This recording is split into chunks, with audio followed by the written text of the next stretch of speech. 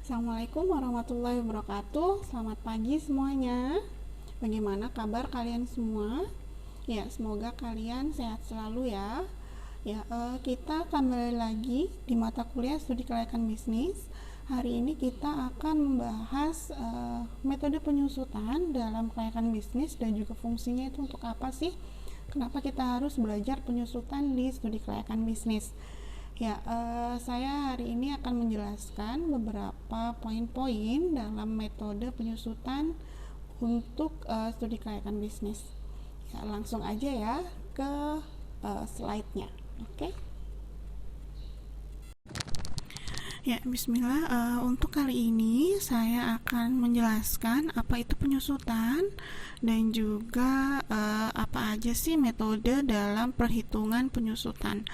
Nah, penyusutan atau bisa kita bilang depresiasi, apa itu? Depresiasi merupakan pengalokasian dari biaya pembelian atau harga perolehan atau cost atau biaya yang mana menjadi biaya atau beban sesuai dengan rasio umur ekonomisnya. Jadi suatu barang, suatu aset ataupun unit yang kita miliki atau yang perusahaan beli itu akan menjadi biaya atau beban sesuai dengan umur atau usia dari item tersebut. Ya, perhitungan penyusutan ini digunakan untuk perhitungan dari aset tetap. Nah, apa itu aset tetap? Apa sih contoh-contoh dari aset tetap?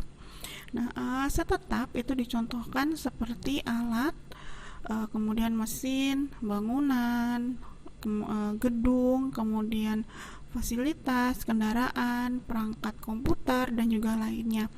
Itu adalah contoh dari aset tetap. Nah, aset tetap tersebut yang dimiliki oleh suatu perusahaan atau suatu proyek, apakah itu bisa digunakan untuk selamanya dengan performa ataupun kualitas yang sama pada saat pembelian?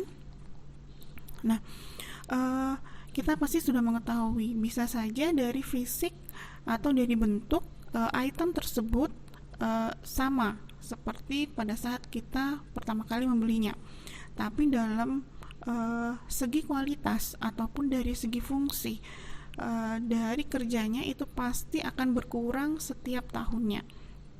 Semakin lama penggunaan, semakin banyak jam kerja dari mesin tersebut, pasti performanya atau kualitasnya itu akan berkurang. Jadi contoh saja, misalkan dari kualitas atau fungsi kerja mesin kemas. Nah, di tahun pertama dia bisa maksimum performanya. Misalkan menghasilkan dalam 1 jam menghasilkan 1000 kemasan. Nah, di tahun berikutnya bisa saja ini berkurang menjadi 800. Kemudian tahun berikutnya itu akan berkurang. Nah, sampai sejauh mana sih dari mesin ini bisa digunakan secara maksimum? Nah, kenapa kita harus menganalisis nilai penyusutan dari suatu aset? Karena ini akan berdampak pada perhitungan biaya yang harus dikeluarkan oleh perusahaan. Jadi perusahaan pastinya nanti akan memperkirakan, pada tahun keberapa mesin tersebut harus diperbaharui, ataupun dalam budgetnya mesin ini butuh berapa, kayak gitu. Jadi ini adalah fungsi dari nilai penyusutan. Jadi sama seperti kalian belajar pada usaha tani.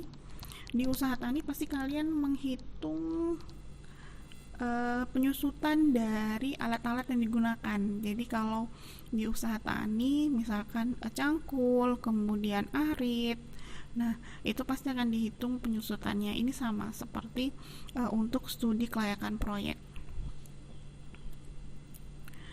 Nah, ada beberapa faktor yang mempengaruhi dari depresiasi, yaitu ada 3 faktor. Yang pertama, harga perolehan, kemudian masa manfaat atau usia ekonomis atau useful life, kemudian nilai sisanya, residual value. Apa aja itu? Nah, kalau harga perolehan atau bisa dibilang harga belinya, pada harga beli awalnya itu berapa sih? Nah, seluruh pengeluaran yang mana dibutuhkan oleh perusahaan untuk memperoleh suatu item tersebut atau aset tersebut sampai dengan item tersebut bisa digunakan. Jadi harga belinya berapa, kemudian misalkan ada biaya tambahan, itu bisa ditambahkan. Kemudian masa manfaat atau usia ekonomis, itu adalah estimasi dari usia produktif dari suatu aset. Jadi yang saya jelaskan tadi, masa maksimum atau performa maksimum dari suatu mesin itu misalkan 5 tahun atau 10 tahun. Jadi memang dalam satuannya ini bisa berupa waktu. Jadi seperti tahun, bulan, atau jam, dan juga unit. Biasanya dia bisa menghasilkan berapa produk dari pengemasan tersebut, bisa sampai berapa item, seperti itu. Nah, perusahaan ini pasti harus bisa memperkirakan masa efektifnya dari suatu item tersebut, yang mana pertimbangannya adalah penggunaannya, kemudian perbaikannya itu seperti apa, kemudian perawatan, dan juga daya tahannya. Nah, untuk menghitung masa ekonomis ini biasanya akan lebih efektif jika ada saran dari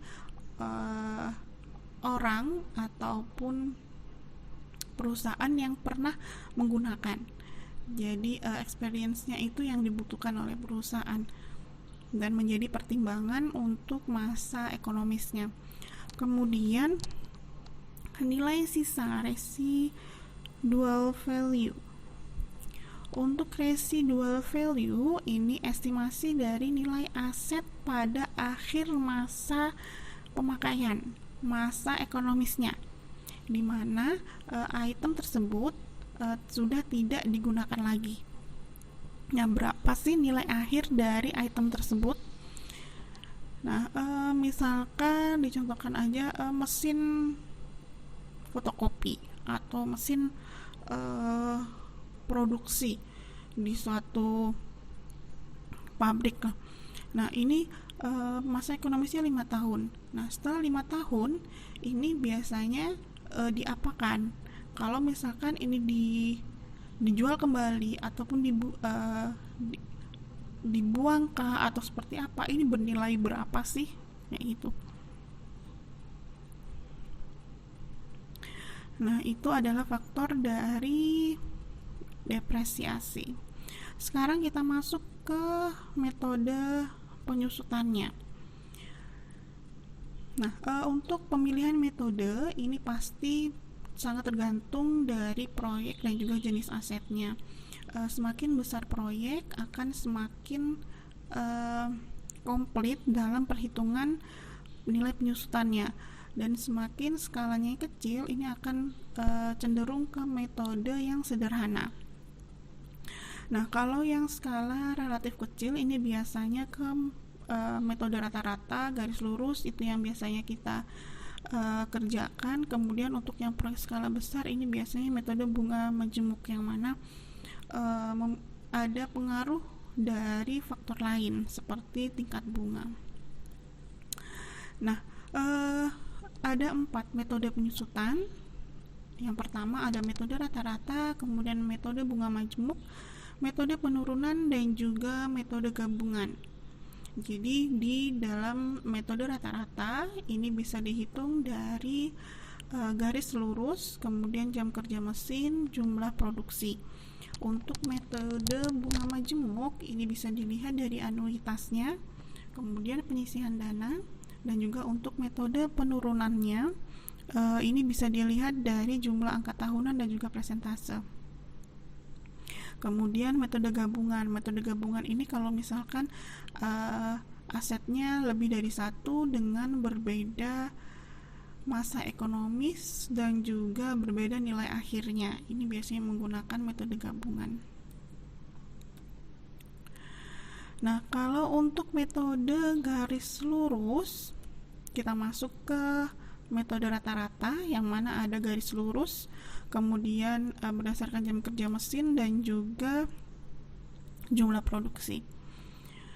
Nah, sekarang kita masuk ke yang berdasarkan garis lurus. Jadi kalau yang garis lurus ini adalah sangat sederhana sekali yang sering kita gunakan, yang mana untuk nilai penyusutannya ini sama di setiap periodenya, tidak ada yang berubah. Nah, untuk perhitungannya ini bisa kita dapatkan dari harga beli dikurangi nilai sisa dibagi masa ekonomisnya atau masa manfaatnya. Kemudian yang berdasarkan jam kerja mesin. Metode jam kerja mesin ini didasarkan pada adanya anggapan bahwa aktiva atau itemnya atau mesin-mesinnya ini akan lebih cepat rusak bila digunakan secara full time. Jadi perhitungannya ini berdasarkan satuan jam kerjanya. Jadi beban periodik untuk besarannya ini tergantung pada jam yang terpakai atau yang digunakan. Untuk rumusannya, harga beli dikurangi nilai sisa dibagi jumlah jam kerja ekonomis. Jadi penyusutan per jamnya, rumusannya adalah harga beli dikurangi nilai sisa dibagi jumlah jam kerja ekonomis. Untuk metode jumlah produksi, jadi sama seperti sebelumnya. Kalau misalkan jam kerja mesin ini berdasarkan jam kerjanya, kalau jumlah produksi ini berdasarkan berapa produksi atau item yang bisa diproduksi oleh aset tersebut. Jadi didasarkan pada jumlah produksinya, kemudian besar kecil jumlah penyusutannya itu pasti tergantung dari jumlah produksi yang dihasilkan di setiap tahunnya. Untuk rumusannya, penyusutan per unit ini harga beli dikurangi nilai sisa dibagi jumlah unit selama umur ekonomis. Jadi misalkan umur ekonomisnya di sini 5 tahun, nah dalam 1 tahun itu berapa yang bisa dihasilkan, ini bisa dikalikan dengan masa ekonomisnya. Nah, kalau misalkan ditanyakan penyusutan per tahun, nah jumlah produksi tahunnya berapa dikalikan ke penyusutan per unitnya. Sekarang kita masuk ke contoh dari metode rata-rata. Jadi kalau di sini saya contohkan adanya pembelian mesin kemas dengan harga 500 juta, kemudian diperkirakan mempunyai umur ekonomi selama 5 tahun dengan jam kerjanya 15.000 jam, kemudian menghasilkan produk di tahun pertama 250.000, di tahun kedua 200.000, di tahun ketiga 150.000, dan di tahun keempat 100.000, sehingga masuk ke tahun kelima yang hanya menghasilkan 50.000. Kemudian nilai sisa atau residual value dari mesin tersebut sebesar 100 juta. Kira-kira bagaimana kita bisa menghitung dengan menggunakan metode garis lurus, jam kerja, dan juga jumlah produk? Nah, untuk yang metode garis lurus, kita bisa langsung memasukkan nilai dari harga belinya 500 juta, kemudian dikurangi nilai sisanya. Ini 100 juta dibagi masa manfaatnya atau usia ekonomisnya 5 tahun. Jadi dibagi 5. Jadi 400 juta dibagi 5, 80 juta. Nah, kita sudah bisa menghasilkan jawaban dari nilai penyusutan untuk yang metode garis lurus. Kemudian untuk yang jam kerja mesin, tadi sudah di soal ada keterangan jam kerjanya 15.000. Nah, untuk penyusutan per jamnya langsung dimasukkan aja. Untuk jumlah jam kerja ekonomis diganti 15.000. Jadi menghasilkan 26.700 penyusutan per jamnya. Nah, jika ada pertanyaan jika tahun 2020 itu akan menggunakan mesin sebanyak 4.000 jam, maka berapa sih penyusutannya untuk tahun 2020? Nah, caranya seperti apa? Tinggal dikalikan aja. 26.700 dikalikan 4.000. Itu akan menghasilkan penyusutan selama tahun 2020. Kemudian untuk yang metode jumlah produksi, pembagiannya ini dibagi jumlah unit selama umur ekonomis. Jadi tadi di keterangan di soal ada keterangan menghasilkan produk di tahun pertama sampai tahun kelima itu berapa. Nah, caranya seperti apa? Menghasilkan produknya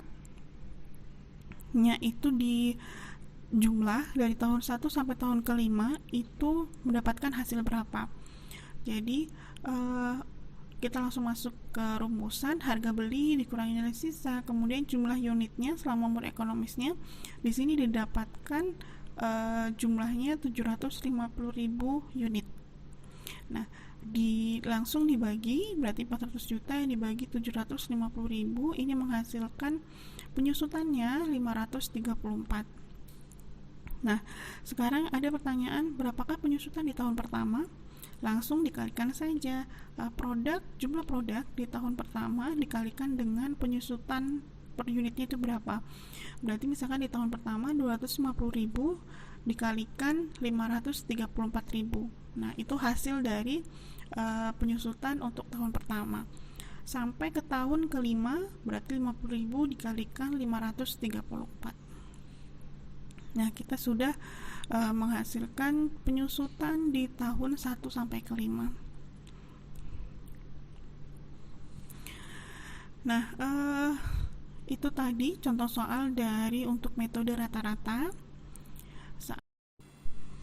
Sekarang kita masuk ke metode bunga majemuk. Di dalam metode bunga majemuk itu ada dua metode perhitungan, yaitu anuitas dan metode penyisian dana atau sinking fund method. Nah, untuk penyusutan dalam metode bunga majemuk ini berdasarkan pada tingkat bunga yang berlaku dalam masyarakat. Mengapa? Karena di sini ada anggapan bahwa untuk mengatasi harga, kemudian adanya tingkat inflasi, kemudian adanya perubahan teknologi, itu akan mempengaruhi dari nilai penyusutannya. Jadi, nilai suatu aset akan semakin cepat dari suatu saat ke saat berikutnya, yang mana akhirnya ada pengaruh atau ada faktor dari tingkat bunga. Jadi, yang mana tingkat bunga di sini menjadi salah satu dari perhitungan untuk nilai penyusutan. Nah, untuk metode anuitas di sini ada tahap-tahapan yang harus dilakukan untuk mendapatkan nilai penyusutannya. Jadi, ini ada tahapan 1, 2, 3. Jadi, apa yang harus dikerjakan terlebih dahulu, yaitu kita harus melihat menghitung present value-nya atau nilai sekarangnya itu berapa. Yang tentunya nilai tingkat bunga ini harus diketahui. Kemudian nilai aset yang disusutkan. Kemudian kita bisa mendapatkan nilai penyusutannya berapa. Jadi untuk rumusan penyusutan ini nilai aset yang disusutkan, kemudian dikalikan dengan tingkat bunga dibagi dengan 1 minus 1 plus tingkat bunga pangkat minus masa ekonomisnya. Nah, untuk penyisihan dana, untuk rumusannya yaitu harga beli dikurangi nilai sisa dikalikan dengan tingkat bunga dibagi 1 plus tingkat bunga pangkat masa ekonomis dikurangi 1. Sekarang kita masuk ke contoh soalnya biar nggak bingung gimana sih penerapannya. Nah, untuk soalnya saya tetap menggunakan soal yang sebelumnya. Jadi pembelian mesin kemas dengan harga 500 juta, kemudian umur ekonomisnya 5 tahun, tingkat bunganya 4%. Nah, berapa sih nilai dari penyusutan per tahunnya? Nah, untuk metode anuitas kita harus menghitung dulu present value-nya. Nilai sisanya 100 juta, kemudian dikalikan 1 plus tingkat bunga 4% di pangkat minus 5, masa ekonomisnya itu 5 tahun, dimana didapatkan hasil 82 juta. Kemudian untuk nilai aset yang disusutkan, ini langsung dikurangi aja, harga beli dikurangi nilai sekarang 500 juta, kemudian dikurangi hasil dari present value 82.192.711 yang mana menghasilkan 417 juta. Kemudian, dari situ kita bisa menghitung nilai penyusutannya berapa. Dari nilai aset yang disusutkan kita mendapatkan hasil 417 juta. Kemudian tingkat bunganya 4% dibagi 1 minus 1 plus 4% pangkat minus 5 itu menghasilkan nilai 93 juta 850.845. Jadi itu adalah nilai dari penyusutan per tahun dari mesin kemas yang dibeli oleh PT ABC.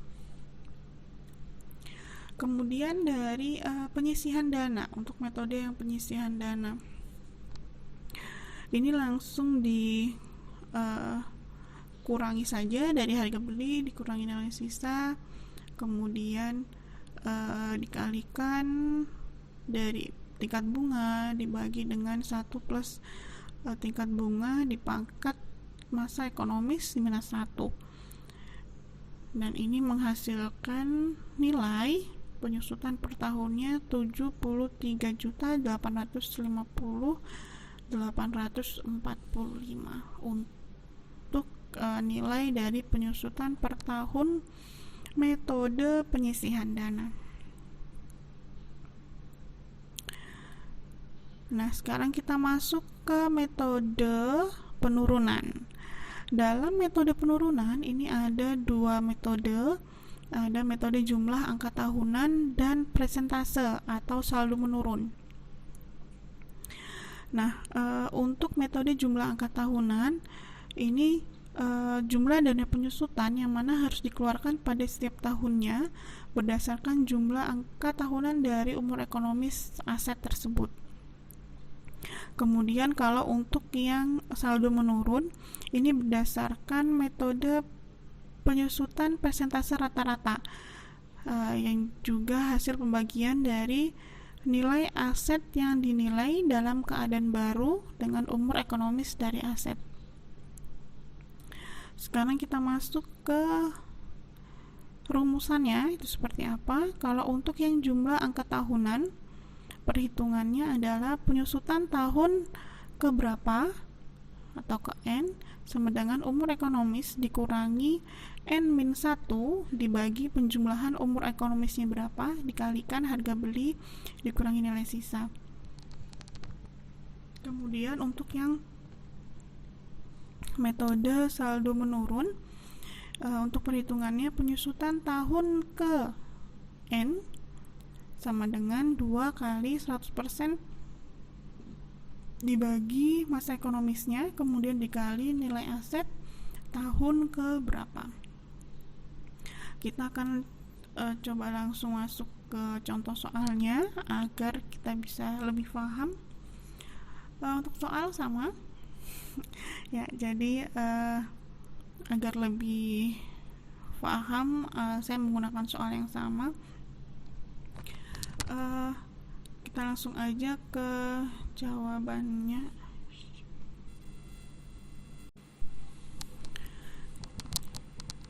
Jadi untuk perhitungan metode jumlah angka tahunan, dalam rumusannya penyusutan tahun ke N sama dengan umur ekonomis dikurangi N-1 dibagi penjumlahan dari umur ekonomisnya, kemudian dikalikan dengan harga beli dikurangi nilai sisa.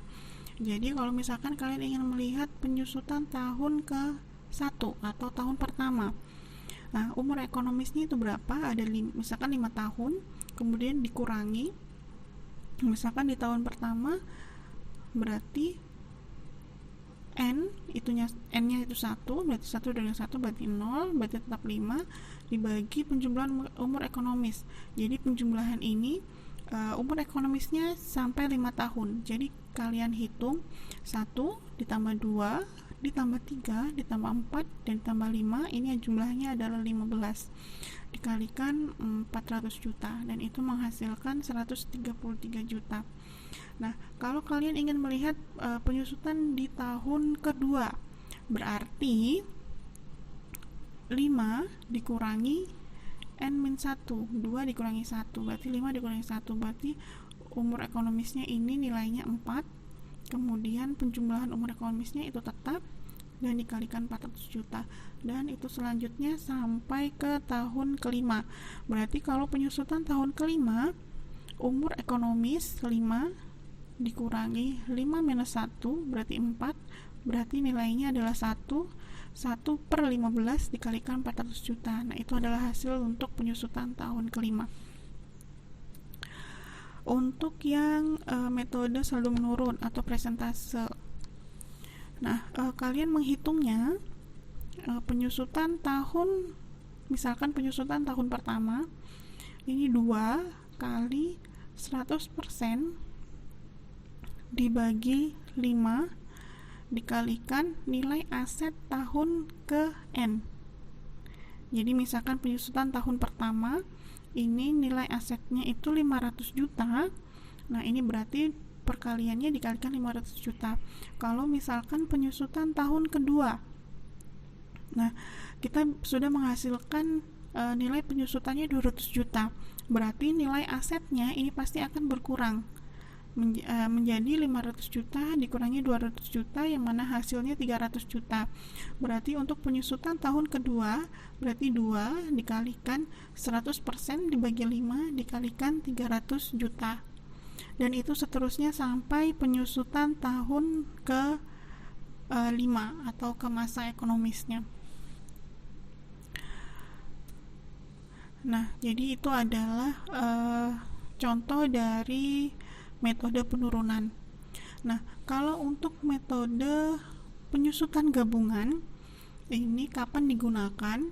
Ini digunakan jika unitnya lebih dari 1, yang mana umur ekonomisnya itu berbeda dan juga harga belinya berbeda, nilai sisanya itu pun juga berbeda.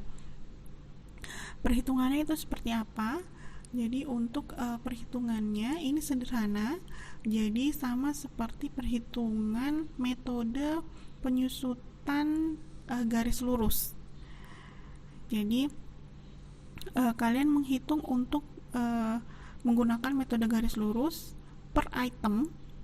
Misalkan ada 3 item A, B, C, ini menghasilkan nilai penyusutannya berapa menggunakan metode garis lurus. Nah, kita sudah mendapatkan 3 nilai untuk penyusutan dari item tersebut, itu tinggal kita tambahkan saja. Jadi untuk metode penyusutan gabungan ini jumlah penyusutan per unit yang mana menggunakan metode garis lurus. Seperti itu. Ya, untuk materi metode penyusutan dalam studi kalkulasi bisnis saya cukupkan sekian. Jadi untuk pertemuan selanjutnya silakan kalian diskusikan dengan teman-temannya. Kemudian jika ada yang ingin ditanyakan, boleh kalian tanyakan ke saya. Oke? Terima kasih untuk semuanya. Jaga kesehatan selalu. Usahakan untuk jika tidak berkepentingan atau tidak mempunyai kepentingan yang sangat mendesak untuk tidak keluar rumah. Jadi stay safe, stay healthy, and stay smile. Ya, terima kasih. Wassalamualaikum warahmatullahi wabarakatuh.